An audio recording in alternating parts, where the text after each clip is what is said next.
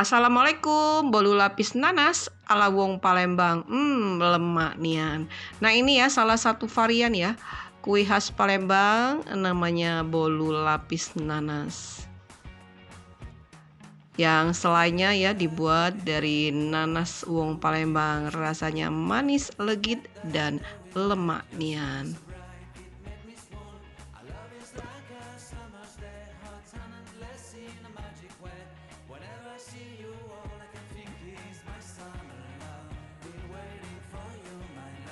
Saatnya bikin selai nanas.